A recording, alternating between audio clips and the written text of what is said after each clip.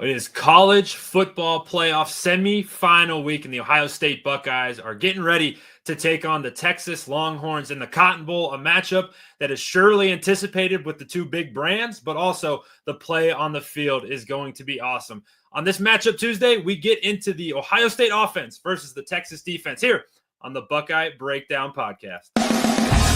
We've got the whole crew together as we cover Ohio State with our instant analysis from Ohio State. There's something that doesn't feel right. Unbelievable effort from him today. Is E.J. Liddell going to crack the first team all Big Ten? I think he can be the guy. I'm not trying to start a quarterback controversy. He seems to have the durability. He certainly has the toughness. This is the question on a lot of people's minds here. Welcome to Buckeye Breakdown.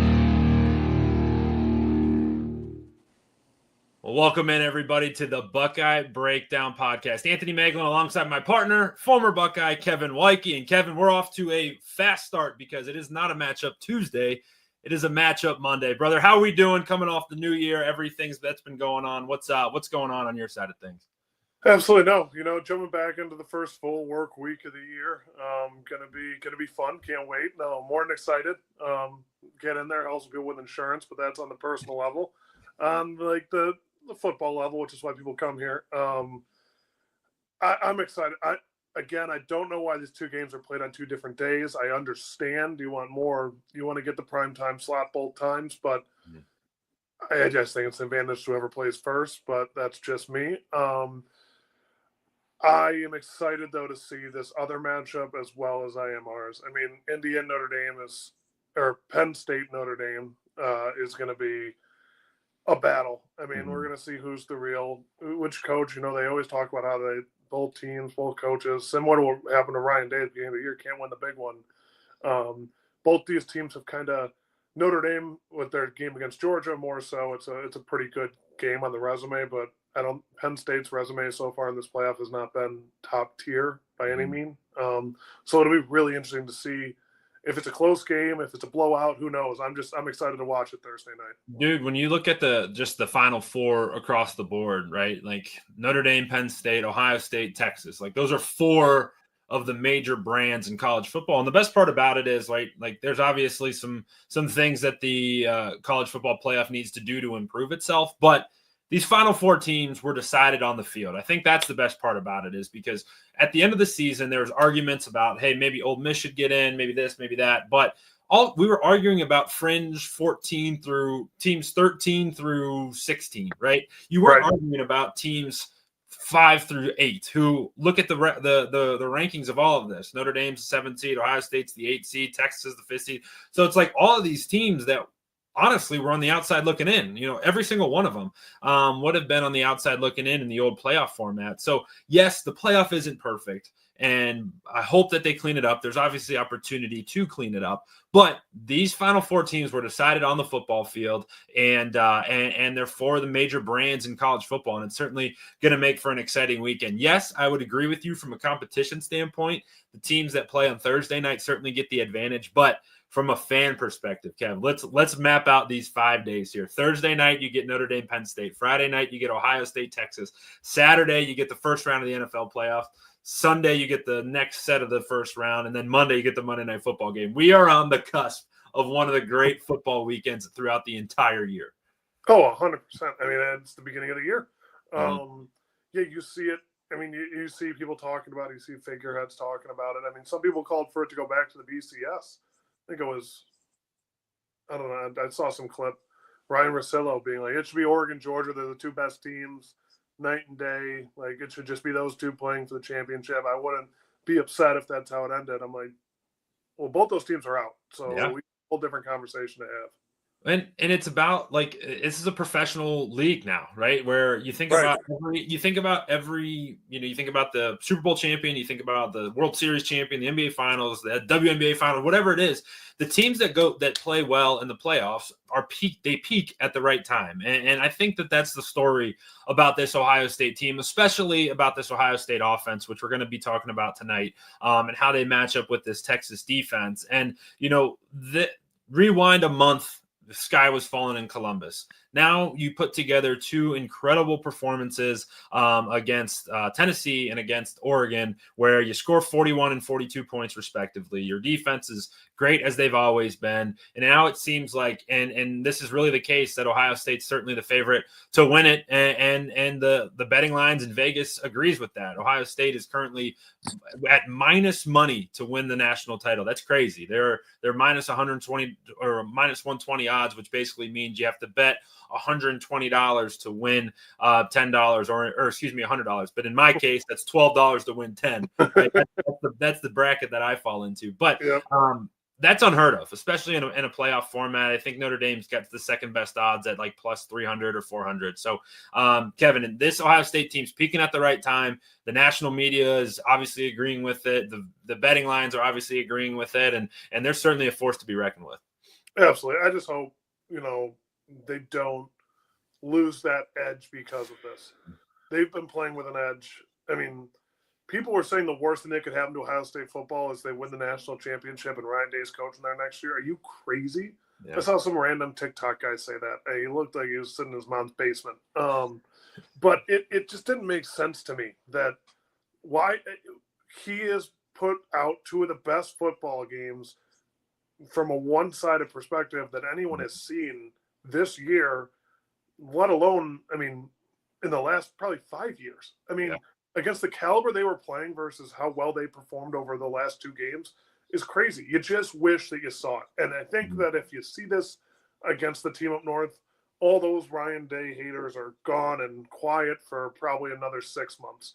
And they would have been, probably another 6 weeks until, if we didn't win this championship, they would have been like, see, this is why we need to get rid of him. He can't win, and that's the beauty of being at Ohio State. Like, Urban Meyer was 7-0 and won the national championship. Like, he's looked at as pristine, and that's good on him. But like, Ryan Day's had a little bit of a rocky start, but if he can pull this off this year, I think he hits a stride. Like, they're going to look at this in a big picture and be like, wait, he had what record and won a national championship for this long, and everyone was upset?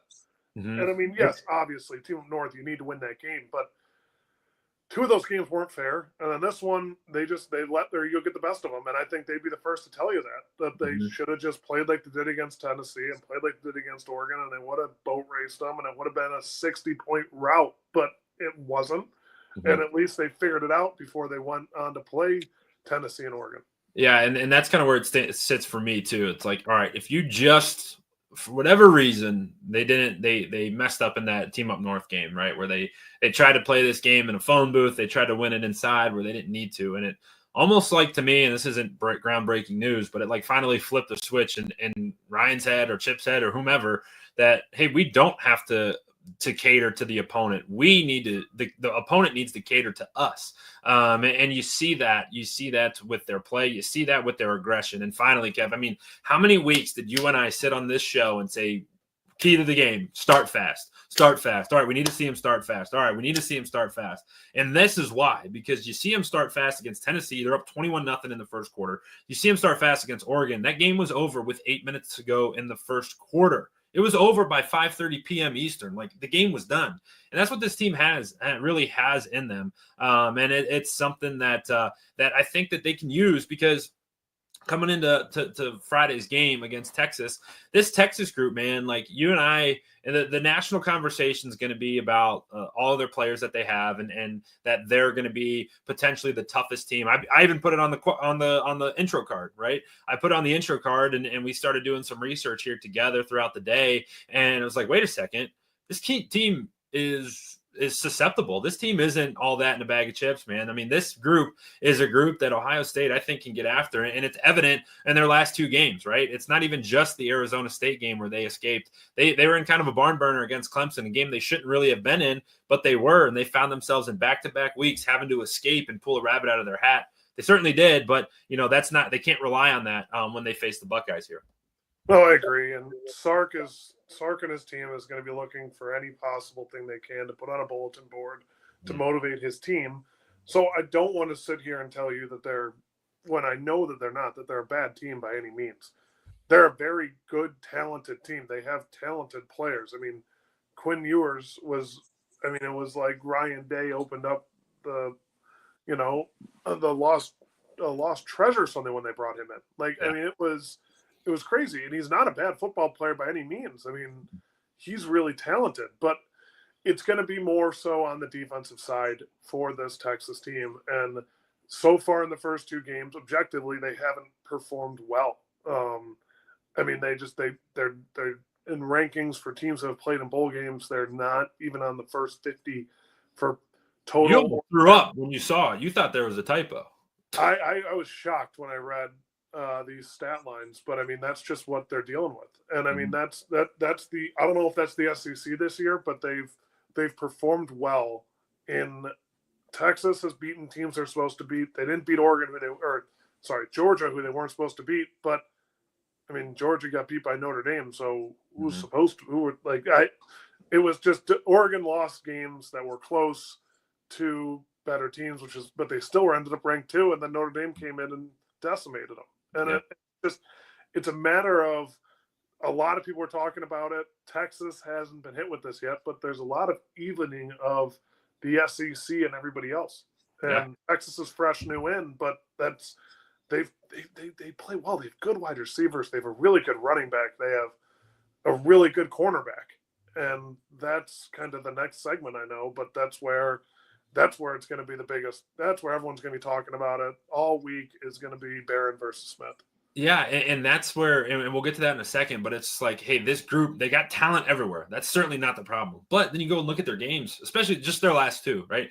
Clemson had a 1st and goal to tie the game at 7. They ended up going 4 and out on that goal-to-go sequence, and then Texas turns and flips around to a touchdown. And then we all watched the Arizona State game. I mean, shoot, Arizona State had him 4th and 10. And they bring the house. Kenny Dillingham's talked about it a couple times. I'm a huge Kenny Dillingham fan, but he was like, it's totally my fault. I was like, yeah, dude, it was. Why did you bring a 0 play?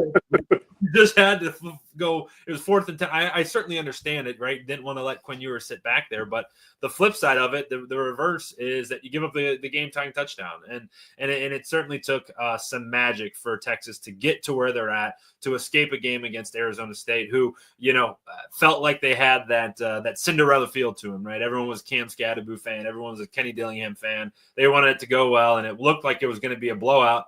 But Arizona State kind of crept back in, and that's going to be something, a theme we're going to come back to later in the week here about, hey, this group doesn't finish teams off. They don't step on people's throat, kind of like Ohio State's been known to do. But, Kev, you hinted at it. We have a huge matchup that's brewing on the outside. Certainly, everybody in Ohio State world knows what Jeremiah Smith has done over the last 2 games. 13 catches, 290 yards. I think it's 4 touchdowns, 4 or 3 touchdowns. I forget that number. But regardless, dude's unstoppable. He looks like Julio Jones. He looks like Terrell Owens out there on the field, just in an 18-year-old body, which is absolutely insane. On the flip side, on Texas's side of things, they have a stud defensive back. It's senior Jahdae Barron. Guy's been elite all year long. He's a legit NFL guy. He's going to go. He's a first-round type talent, and he's a dude that's going to potentially be what Texas uses. He's going to be probably their key to try and stopping Jeremiah Smith. On the year, he's got 5 interceptions. He's got 11 passes defense. He's got 42 solo tackles. It's pretty good for playing in 15 games to this point. He doesn't give up a lot of catches, and certainly when the ball's in his general direction, he tries to lock it down. And that's going to be, Kevin, where I think Texas starts their game planning and how to stop Jeremiah Smith. They're going to use Jahdae Barron to try and do that. Yeah, I mean, he was the top corner, and I think he won the award for top defensive back in the NCAA this year. He's played phenomenally. He's got 5 picks, no touchdown, but he's returned them for an average of I don't even know this. Go math guy. Yep, you're down. Let's see. 16 yards of return, but it's I mean, that's not really that impressive when I think about it, but it's going to be a battle. That's the only way to put it. I don't think either one of these two guys is backing down from the challenge. I think they both are welcoming it. It can bolster. I mean, Jeremiah Smith has already played well, but talk about moving as high up in the first round as you can. If Jahdae Barron somehow shuts down Jeremiah Smith, I mean, you're going to look at a top 5 pick at that point. Like he'll be night and day, head and shoulders above every other DB coming out in this draft. Yeah, and we got some little insight from one of the writers on our staff, Dylan Feltovich. He writes a lot of our draft content, and certainly you'll start seeing his name more and more over on our site, si.com/college/Ohio State. And I asked him, I said, what are your thoughts on him? And he says the number one thing that stands out is he's aggressive as heck. Texas plays a lot of the cover 3 type of stuff where you get a middle of the field close where they have a one high safety. Then you got your 2 corners who play deep.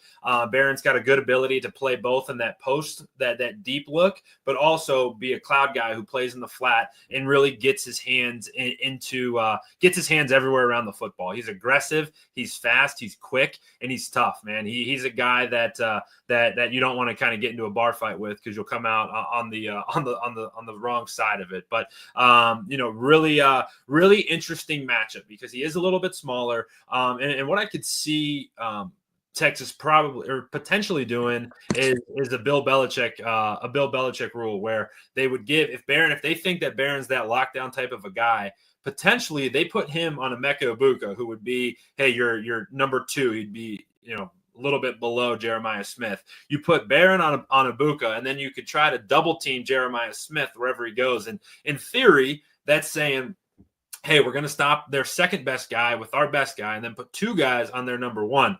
Now, Kevin, this is a layup for you that I didn't prep you on. But if that is the case, that opens up the game for a guy like Carnell Tate, but also a guy like G. Scott. I mean, this is the G. Scott day. I'm ecstatic. I can't bet I don't like to bet playoff games anyway, but I can't bet individual prop bets in Ohio for players. But G. Scott is my guy of the day. I mean, you saw what he could do in the open field on that first play. Mm-hmm. And Chip Kelly, Ryan Day, bless their hearts, they were like, it's too unfair to keep using this guy. We're just going to use him once. They felt like they would have been bullying Oregon if they kept using him. But it'll be fun because I don't know how good these linebackers are in coverage. I think I have it up here, but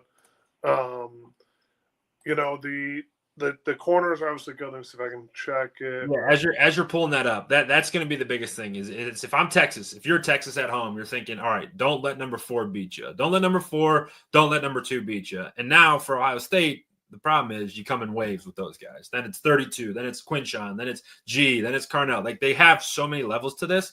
But I'd say if it were me, I would start with how do you stop number 4? There's a couple ways you could try to do that. However, it's just going to be a try. Jeremiah's going to get his at some point in the game. They're obviously just going to try and limit it. And Kev, to your point, the other parts about this Texas defense is they got some dudes up front who can really get after the quarterback and make life really challenging, both on the edges and up the middle, which is something we haven't really seen from Ohio State, against Ohio State in the past couple weeks. And then they have a linebacker core, solid, not great, good, not great, I would say, but some opportunities both in the run game and in the pass game to take advantage. Yeah, I mean, you got Anthony Hill, who's their leading tackler with 107 tackles. That's impressive this year. And he's got 1 pass deflection, 1 INT. The other guy that I'm looking on this defense that is they talked about it towards that game. He got a little banged up.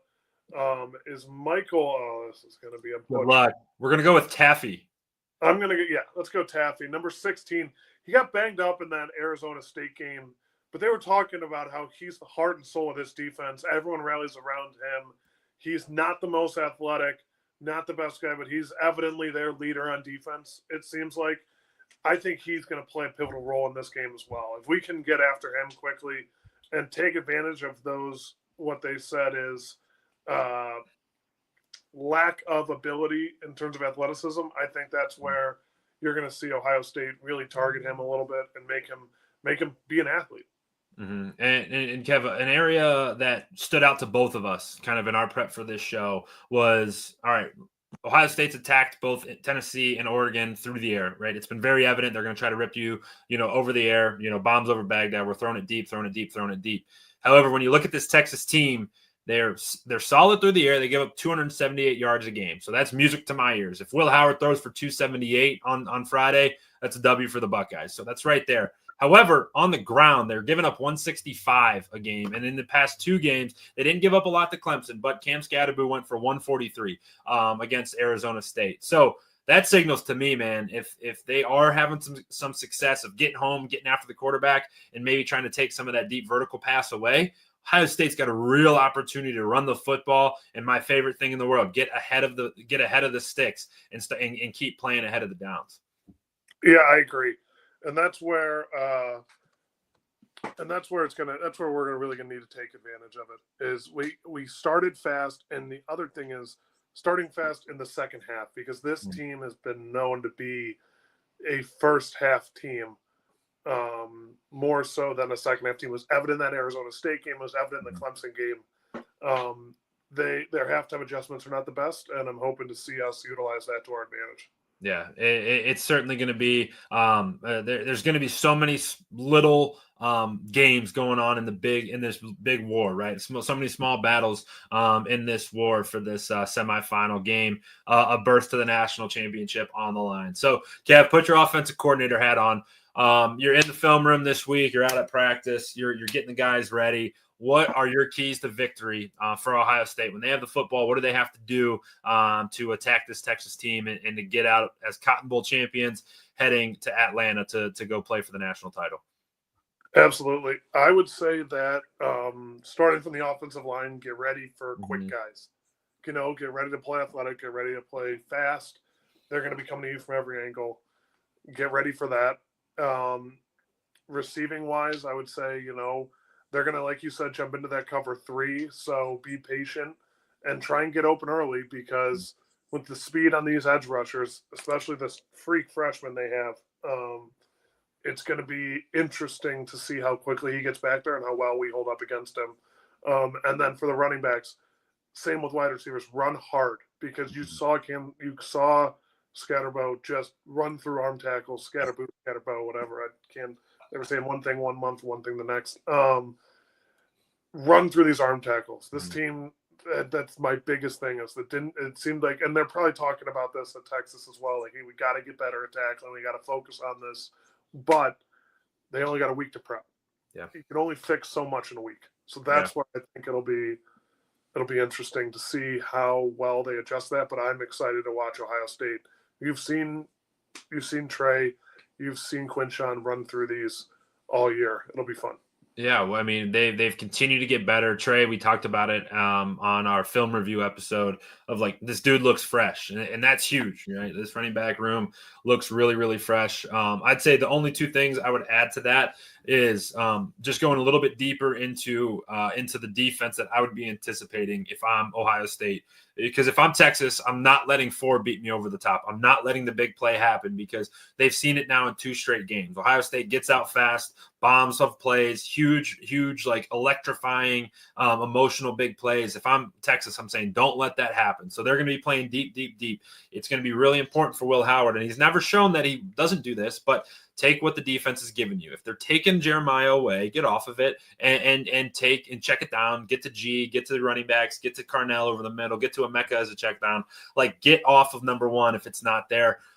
Best line of advice I ever got: you can't go broke taking a profit. That's in life. That's as a quarterback too. You're not going to get beat or go broke by taking free yards. So if they give you free yards, take them. And that's going to be important for Will Howard to be able to do that. And then I think from it's my favorite thing to talk about with this second version of Ohio State is Chip and Ryan.